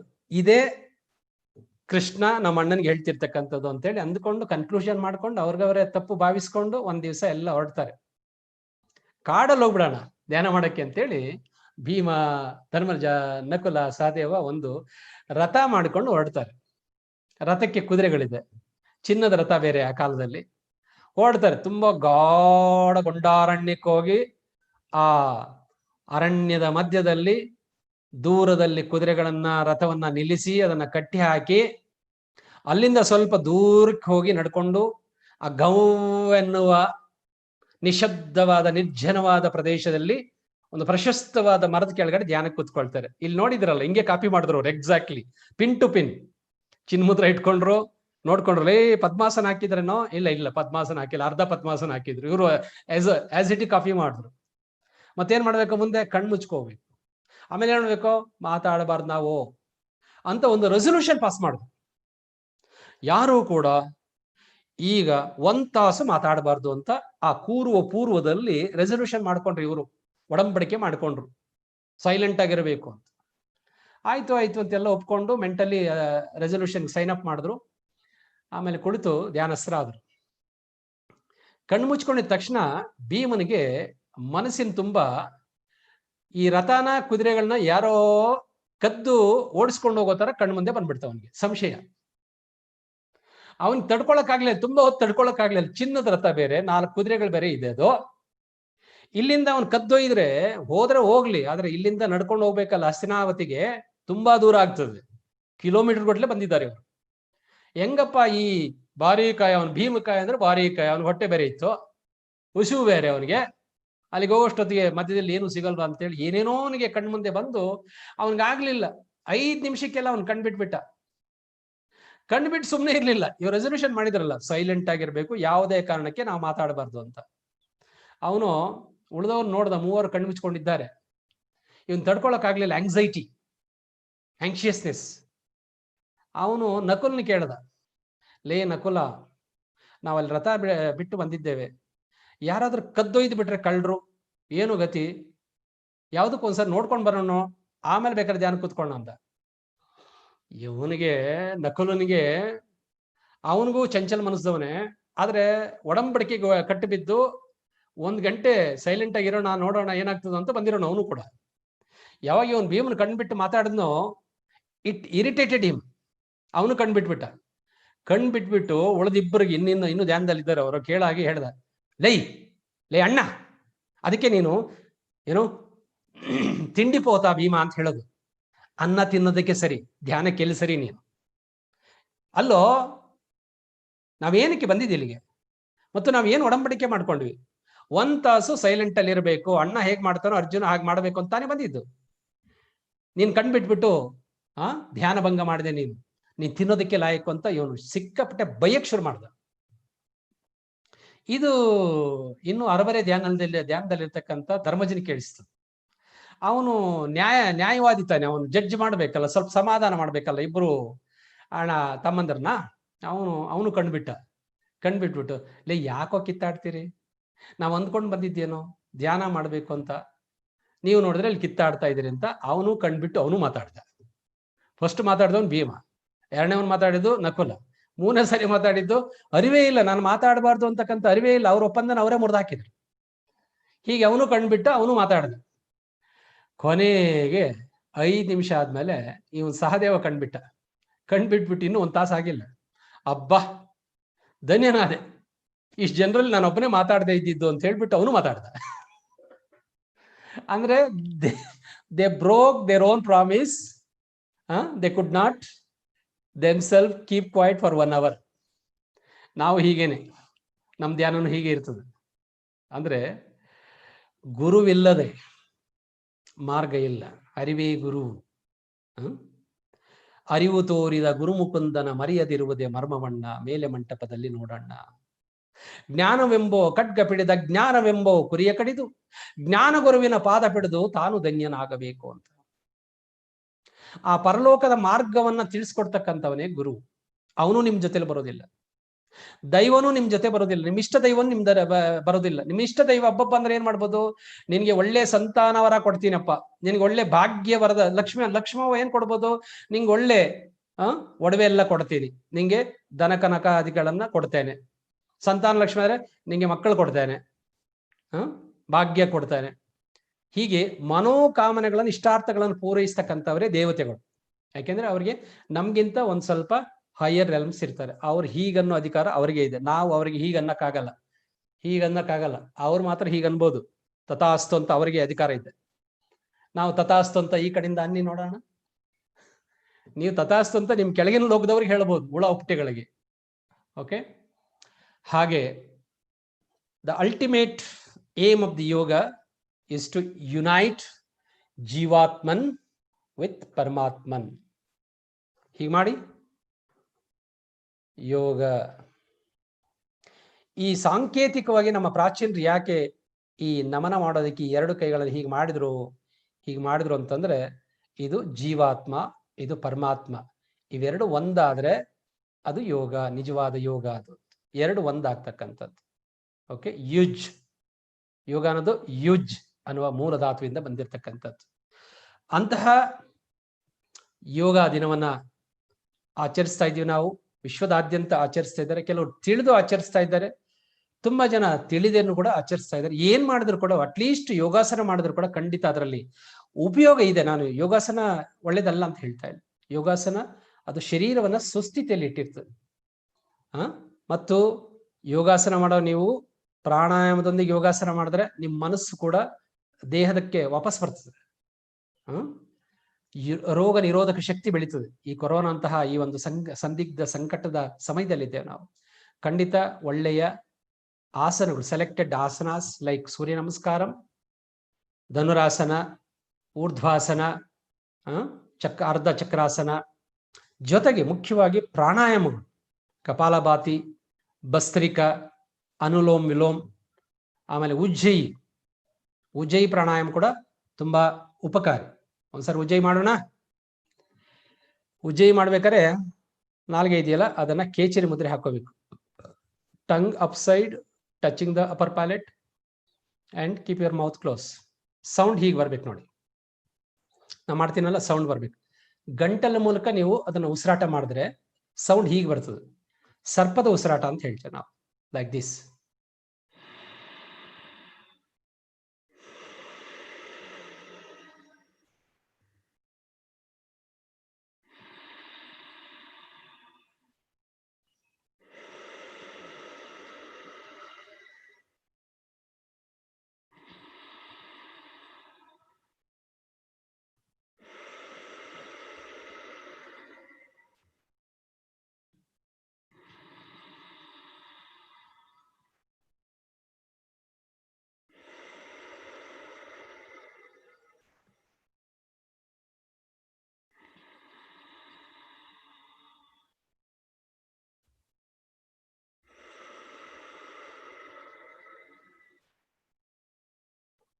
ಕಂಟಿನ್ಯೂ ಮಾಡಿ. ಸೌಂಡ್ ಬರಬೇಕು, ಹಿಸ್ ಶಬ್ದ ಬರಬೇಕು. ಗಂಟಲಿನ ಮೂಲಕ ನೀವು ಉಸಿರಾಟ ಅಡ್ಜಸ್ಟ್ ಮಾಡಿಕೊಂಡ್ರೆ ಆ ಸರ್ಪದ ಉಸಿರಾಟ ಆಗ್ತದೆ. ಇದನ್ನೊಂದು 21 ಟೈಮ್ಸ್ ನೀವು ಮಾಡಿಬಿಟ್ಟು ಕಣ್ಣು ಮುಚ್ಕೊಂಡ್ರೆ you can easily fall into ಸಮಾಧಿ.